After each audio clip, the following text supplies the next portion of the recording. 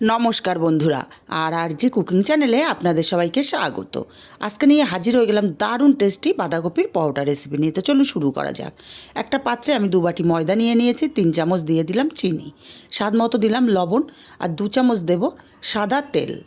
শুকনো উপকরণগুলো খুব ভালো করে হাত দিয়ে মিশিয়ে নেব, আর ময়ানটা হাত দিয়ে ডলে ডলে খুব ভালো করে দিয়ে নেব। এবার অল্প অল্প জল দিয়ে আমি একটা সফট ডো রেডি করে নেব। অল্প অল্প জল দিয়ে সুন্দর মতো আমি ডোটা রেডি করে নিয়েছি।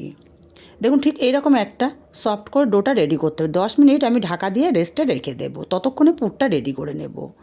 গ্যাসে কড়াই বসিয়ে গরম করে 1 চামচ সাদা তেল দিয়ে 2টো তেজপাতা দিলাম, 1/2 চামচ পাঁচফোড়ন দিলাম, আর দিয়ে দেবো এখানে 2 চামচ আদা আর কাঁচা লঙ্কা বাটা। আদা কাঁচা লঙ্কা সম্পূর্ণ কাঁচা গন্ধ চলে গেলে এখানে দিয়ে দেব আগে থেকে ঝিরিঝিরি করে কেটে রাখা বাঁধাকপি। বাঁধাকপিগুলোকে দিয়ে খুব ভালো করে নাড়াচাড়া করে মিশিয়ে দিতে হবে। খুব ভালো করে নাড়াচাড়া করে মিশিয়ে দিয়ে তারপর ঢাকা দিয়ে আমি 2 মিনিট রান্না করে নেব। এতে করে বাঁধাকপিটা অনেকটাই নরম হয়ে যাবে। 2 মিনিট পর ফিরে আসছি। 2 মিনিট পর ঢাকাটা খুলে নিলাম। বাঁধাকপি অনেকটাই কমে গেছে। আবার একটু নাড়াচাড়া করে দেব। ভালো করে নাড়াচাড়া করে মিশিয়ে দিয়ে এখানে দিয়ে দেব স্বাদ মতো লবণ, 1/2 চামচ দেব হলুদ, 1/2 চামচ দেব ধনে গুঁড়ো, আর 1/2 চামচ দেব জিরের গুঁড়ো। মশলার সাথে বাঁধাকপিটা খুব ভালো করে মিশিয়ে নেব।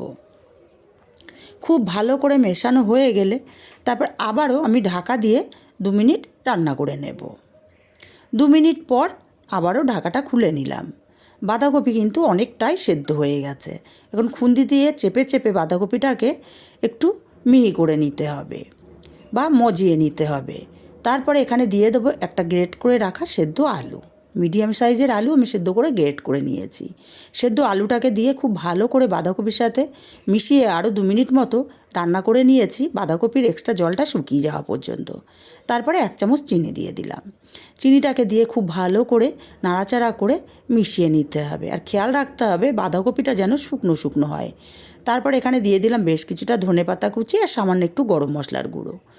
খুব ভালো করে নাড়াচাড়া করে মিশিয়ে নিয়ে গ্যাসটাকে অফ করে পুরটাকে আমি ঠান্ডা করে নেব। আর এদিকে 10 মিনিট আমি ঢাকা দিয়ে রেখেছিলাম। ডোটা কিন্তু আগের চেয়ে অনেকটাই নরম হয়ে গেছে, দেখেই বুঝতে পারছেন আমার হাতে জড়িয়ে যাচ্ছে। আমি ডোটা আবারও খুব ভালো করে মিনিট 2 সময় নিয়ে মাখিয়ে নিয়েছি। দেখুন কতটা নরম হয়ে গেছে। এখন এখান থেকে বেশ বড় বড় করে আমি লেচি কেটে নিচ্ছি। আমরা যেরকম রুটি করি তার চেয়ে বড় করে আমি লেচি কেটে নিয়েছি। এখন একটা লেচি নিয়ে নিয়েছি, বাটির মতো আকৃতি দিয়ে মাঝখানটাতে বেশ কিছুটা বাঁধাকপির পুর আমি চামচের সাহায্যে দিয়ে দিলাম। তারপরে মুখটাকে আটকে নেব। এইভাবে মুখটাকে সিল করে নিয়ে তাহলে আর পুর একটুও বেরিয়ে যাবে না। আর এইভাবে যদি আপনারা বাঁধাকপির পরোটা বানান, টেস্ট কিন্তু দ্বিগুণ বেড়ে যাবে।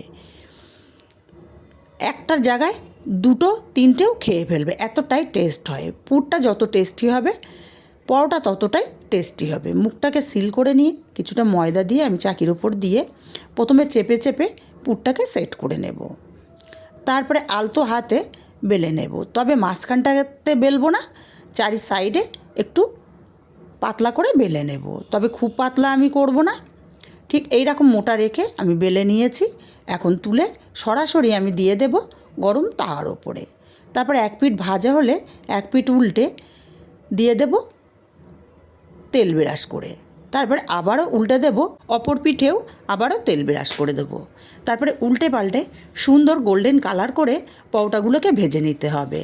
আর সাইডগুলো একটু খুন্তি দিয়ে চেপে চেপে দিতে হবে যাতে কোনো দিকে কাঁচা না থাকে। এইভাবে উল্টে পাল্টে আমি সবকটা পরোটা একইভাবে ভেজে নিয়েছি। রেসিপিটা কেমন লাগলো কমেন্ট করে জানাতে ভুলবেন না। ভালো লাগলে কাছের আত্মীয় স্বজন বন্ধুবান্ধবের কাছে শেয়ার করতে ভুলবেন না। আর হ্যাঁ, একটা লাইক দিতে ভুলবেন না।